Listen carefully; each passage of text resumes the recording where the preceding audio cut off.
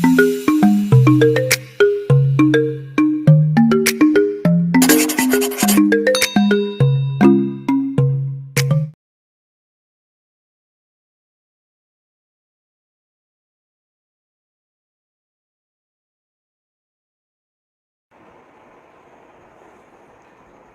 Evening, मैं हरी sir Roy classes में आप लोगों का हार्दिक अभिनंदन है। आज हम लोग नाभा दास जी का पद कविता छप्य पढ़ेंगे। जैसा कि टाइटल है छप्य, तो आप जानिए 6 लाइन के पद को छप्य कहते हैं।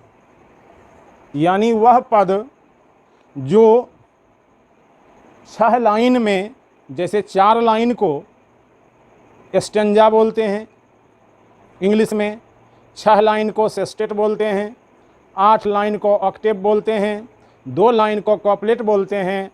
उसी प्रकार से हिंदी में 6 लाइन के पद को छप्य बोलते हैं। तो आप देखिए नाभा दास जी का दोनों पद जो है 6 लाइन का है, इसलिए इसका टाइटल हुआ छप्य।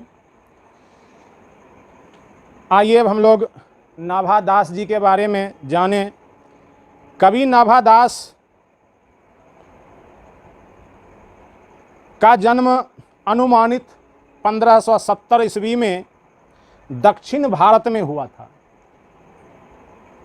पिता बचपन में ही चल बसे,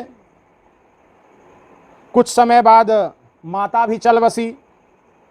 तत्पश्चात वे गुरु सेवा और भगवान की भक्ति में लीन हो गए। आगे चलकर महान वैष्णव सगुणोपासक यानी सगुण भक्ति के उपासक, राम भक्ति में प्रवीण राम भक्त कवि बने। नाभादास गोस्वामी तुलसीदास जी के समकालीन विरक्त संत और कवि थे। प्रश्न कि नाभादास जी किनके समकालिक कवि थे? तो तुलसीदास जी के। तुलसीदास जी भक्ति काल के कवि हैं, इसलिए नाभादास भी भक्ति काल के ही कवि हैं। इनकी कविता में माधुर्य भाव और भक्ति भाव का संगम बहता है, समागम है।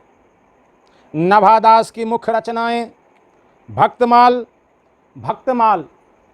As the title is Bhaktamal, भक्तों की माला।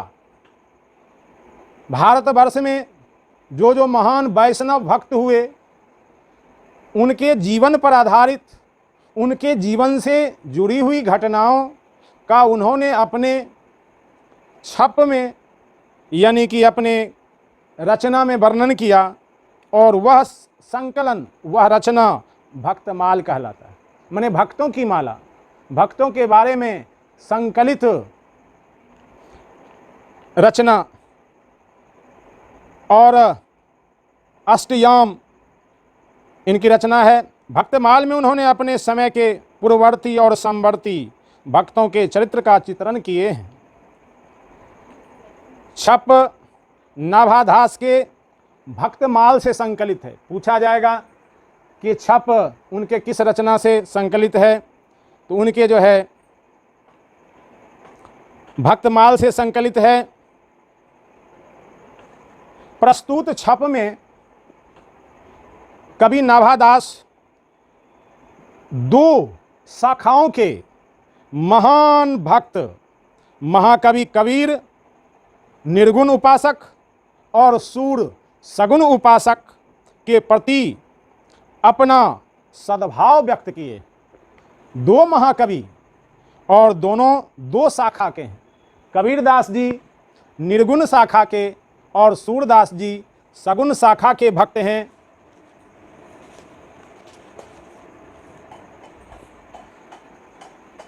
प्रथम छप्य में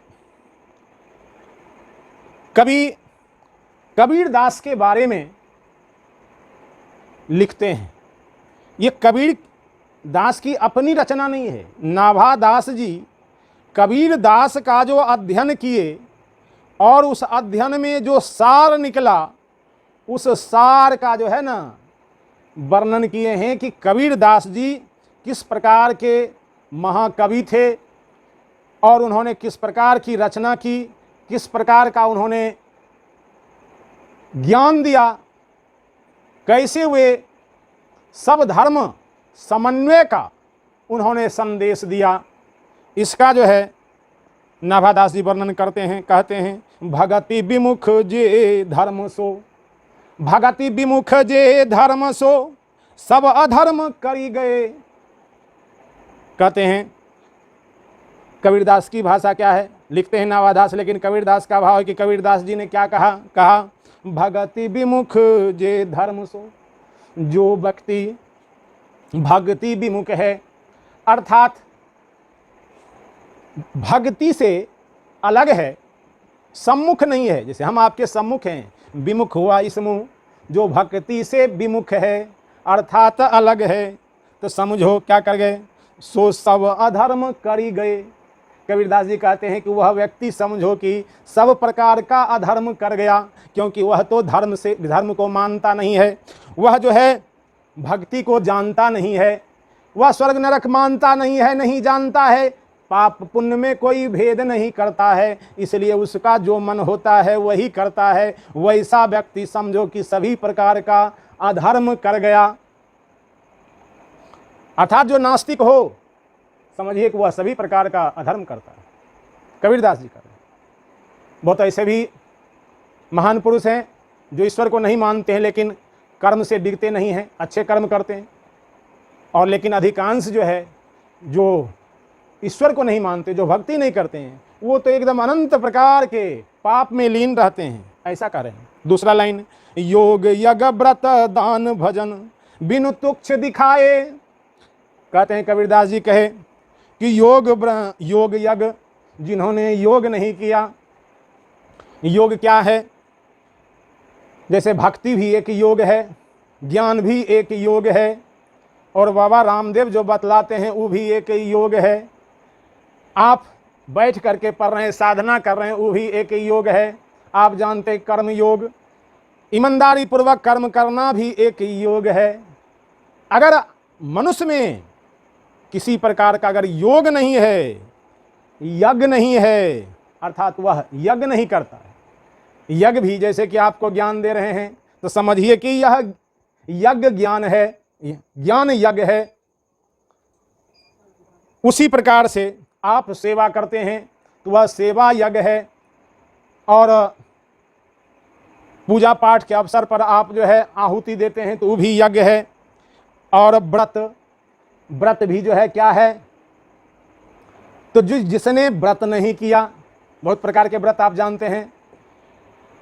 दान, जिसने दान नहीं किया, भजन, जिसने भजन नहीं किया, बिनु तुच्छ दिखाए, यह जीवन जो है समझो कि तुच्छ है, बेकार है। कबीरदास जी क्या कहे कि उन्होंने, नाभादास जी कहे, कबीरदास ने कहा कि योग यज्ञ व्रत दान भजन के बिना यह जीवन तुच्छ है। उन्होंने इस जीवन को इसके बिना तुच्छ दिखाए कि बेकार हो गया, कि जिसने ये सब नहीं किया जीवन में उसका जीवन बेकार हो गया। आगे कहते हैं तीसरा लाइन, हिंदू तुरक परमान रमैनी सबदी साखी। हिंदू तुरक, हिंदू तुरक, तुर्क यानी इस्लाम, परमान, इसका परमान दिए, रामायणी सबदी साखी उनकी रचना है। उन्होंने जो है अपने रचना में जो है इस दोनों को जो है प्रमाण दिए कि अरे एक ही है, ईश्वर भी वही है, अल्लाह भी वही है, राम भी वही है, रहीम भी वही है, सिर्फ नाम का फर्क है। जैसे सन मीन्स सूरज, तो सन इंग्लिश हो गया, सूरज हिंदी हो गया, वह है वही तत्व, तो तत्व एक है, व्यक्ति एक है। इसलिए उन्होंने अपनी रचना में इसका जो है प्रमाण दिए हैं। आगे क्या कहते हैं चौथा लाइन में कि कबीरदास ने पक्षपात नहीं किया। दोनों धर्म में जो धर्मावलंबी लोग, आडंबरी लोग थे, वो कबीरदास जी का बड़ा निंदा करते थे। और कबीरदास जी भी ऐसा निंदा करते थे उनके जो है आडंबर का कि धजी धजी उड़ा दिए, इसीलिए वे उन पर बिगड़े रहते थे। लेकिन कहते हैं नाभादास जी कि वे ऐसे थे नहीं जैसा कि लोग सोचते थे कि पक्षपात नहीं वचन सब ही के हित की भाषी। पक्षपात नहीं, उनके, चौथा लाइन का, उनके वचन में यानी कविता में, रचना में पक्षपात नहीं। वे ना हिंदू के पक्ष लेते थे और ना तुर्क के या और किसी, क्यों? वो जानते थे, मर्म को जानते, तत्व के जानते हैं कि अरे सब एक ही है। अज्ञानता के कारण ही जो है झगड़ा कर रहा है, नहीं जानता, ज्ञान है। इसलिए कहते हैं कि पक्षपात नहीं वचन, उनके वचन में पक्षपात नहीं था। अब सब ही के हित की भाषी, उन्होंने सबके हित की बात बोली, उन्होंने सबके हित की भाषा कही, सबके हित की बात कही। उन्होंने किन्हीं का जो है किसी धर्म, किसी व्यक्ति के अहित का बात नहीं, पक्षपात नहीं किए। पांचवा लाइन, आरूढ़ दशा है जगत पे। आरूढ़ बराबर यहाँ दयनीय, बड़ा ही दयनीय दशा है जगत पे। मुख देखी ना ही बनी, उन्होंने मुख देखी, जैसे होता है ना पक्षपात करना, मुख देखी कि अपना आदमी है इसके पक्ष में बोल दिए, हम हिंदू हैं तो हिंदू के पक्ष में बोल दिए, मुस्लिम हैं तो मुस्लिम के पक्ष में बोल दिए। उन्होंने ऐसा नहीं किया। मुख देखी नहीं भनी, भनी मने वर्णन, उन्होंने मुख देख करके वर्णन नहीं किया, जो सही था एकदम खरी खरी सुना दिया। छठा लाइन, कबीर कानी राखी नहीं वर्णाश्रम सठ दर्शनी। कबीर कानी राखी नहीं, कानी मीन्स विश्वास, कबीर कानी राखी नहीं, कबीर जो है विश्वास नहीं रखते थे वर्णाश्रम धर्म में।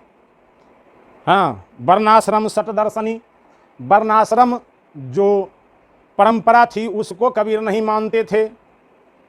ऐसा नहीं कि कबीर जो है, जैसा कि सुनते हैं और लिखा भी हुआ है कि जुलाहा के वहाँ उनका लालन पालन हुआ तो छोट जाति में हुआ, लेकिन जो है छोट जाति में पैदा होते हुए भी वो तो ज्ञानी थे। लेकिन ब्राह्मण या अन्य जो ज्ञानी थे, मुल्ला लोग, उनको जो है इस छोटे जाति में जन्म लेने के कारण इनको किसी प्रकार से स्थान नहीं देते थे और नहीं देना चाहते थे। इस कारण से वे जो है इस वर्णाश्रम धर्म को नहीं मानते थे। क्यों? कि कर्म प्रधान विश्व करी राखा, कि यह जो है सृष्टि जो है वह कर्म प्रधान है। कर्म से कोई बड़ा होता है, जाति से कोई बड़ा नहीं होता है। अगर उच्च जाति में है, कर्म छोटा है तो नीचे हुआ, और नीचे जाति में है और उसका कर्म बड़ा है तो वह बड़ा है। इसलिए कबीर मर के भी छोटे जाति में जन्म लेते हुए भी पूजनीय हो गए, साबित कर दिए कि कर्म बड़ा है, वर्णाश्रम बड़ा नहीं है। इस प्रकार से उन्होंने, यानी नाभादास जी ने कबीर का बड़प्पन किया है। कबीर इस प्रकार के जो है महान व्यक्तित्व वाला व्यक्ति थे, और कबीर कवि नहीं महाकवि थे। कबीर अवतारी पुरुष थे। उन्होंने कभी कॉपी कलम छुआ भी नहीं, स्कूल गए भी नहीं, लेकिन इस प्रकार की रचना कर दिए कि एमए में लोग समझ नहीं पाता है। कबीर को जाने और कबीर की कविता को नहीं पढ़े अधूरा सा लगता है। ये कबीर का कविता नहीं था, ये नाभादास का था। इसलिए ये है दिगंत भागवन 11th,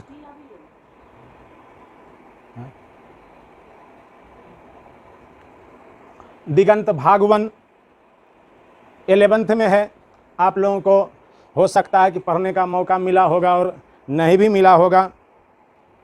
इसलिए मैं सोचता हूँ कि कबीर की रचना है 11th में, इसका पद सुना देता हूँ। पढ़ाने के लिए तो आपको पढ़ा दिए जो परीक्षा में आएगा, थोड़ा कबीर को सुन लीजिए।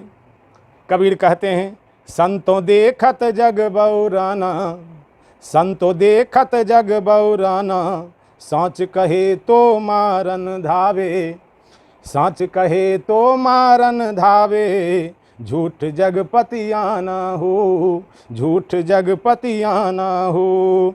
नेमी देखा धर्मी देखा, नेमी देखा धर्मी देखा, प्रात करे स्नान हो। आतम मारी पखा नहीं पूजे, आतम मारी पखा नहीं पूजे, उनमें कछु नहीं ज्ञान हो। बहुतक देखा पीर औलिया, बहुतक देखा पीर औलिया, पढ़े किताब कुरान हो।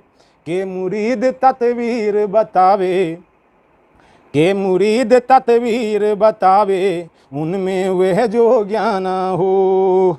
आसन मारी डिम्ब धरि बैठे, आसन मारी डिम्ब धरि बैठे, मन में बहुत गुमाना हो। पीतर पातर पूछन लागे, पीतर पाथर पूजन लागे, तीरथ गर्व भुलाना हो।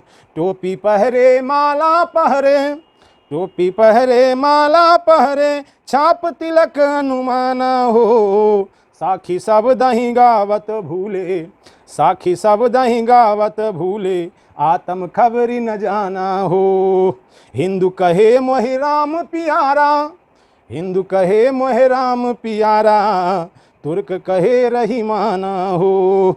आपस में दो लर लर मुए, आपस में दो लर लर मुए, मर्म न काहू जाना हो, मर्म न काहू जाना हो।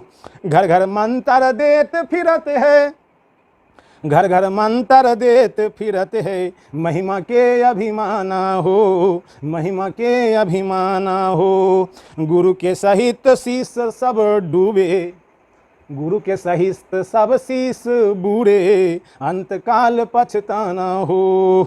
कहे कबीर सुनो हो संतो, कहे कबीर सुनो हो संतो, ये सब मर्म भुलाना हो, ये सब मर्म भुलाना हो, ये सब मर्म भुलाना हो। इस प्रकार से उन्होंने आडंबर पर इतना प्रहार किया है, इसकी व्याख्या करेंगे विलम्ब हो जाएगी, इसीलिए आपको सुना दिए। और कुछ कुछ आप समझ भी गए होंगे, आवश्यकता नहीं है 12th में इसका वर्णन करने का, इसलिए कबीर को आप पढ़े, इसलिए कबीर को सुना दिए। अब हम लोग अगले क्लास में नभादास जी का द्वितीय छप पढ़ेंगे। द्वितीय छप जो है सूरदास पर आधारित है, फिर हम लोग ऑब्जेक्टिव करेंगे, फिर PDF की व्यवस्था करेंगे। आज के क्लास में इतना ही, धन्यवाद। अभिजीत